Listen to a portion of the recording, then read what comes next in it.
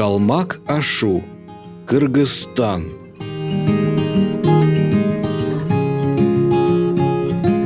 Перевал ведет на северный берег озера Сонкёль. Само озеро находится на высоте 3 километров и зажато в котловине между внутренними отрогами Тянь-Шаня. Перевал проложен через горный хребет Байдулу, высота которого почти 4000 метров.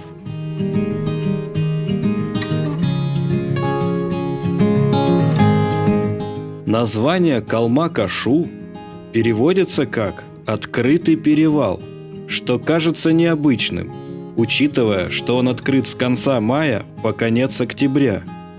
В остальное время года эти места покрыты непроходимыми снегами.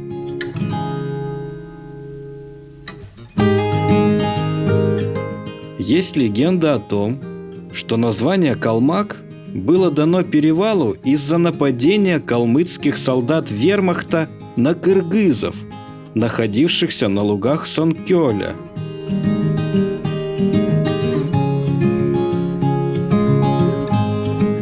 На просторных лугах перевала несложно встретить горные эдельвейсы.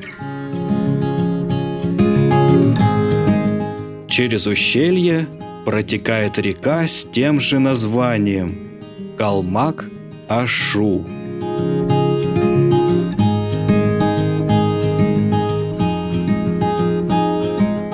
Несмотря на частые ветры на перевале, в небе можно увидеть орлов и соколов.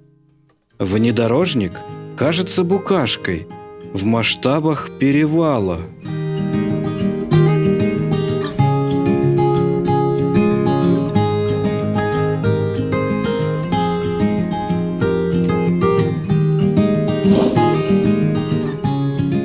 Мы почти на вершине перевала и уже можем наблюдать пики хребта Байдулу.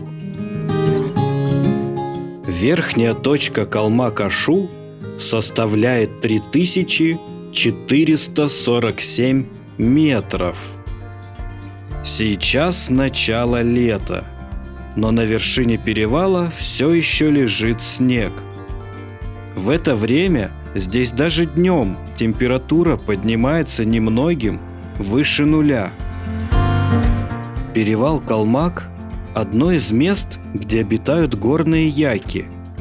Хотя яки и универсальны, могут давать молоко, шерсть, а также использоваться для перевозки грузов и передвижения верхом, в Кыргызстане их ценят в основном за питательное мясо.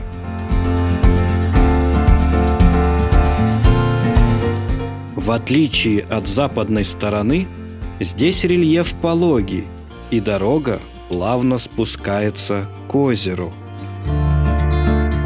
Калмак-Ашу также популярен среди велотуристов, привлекая любителей велопоездок со всего мира.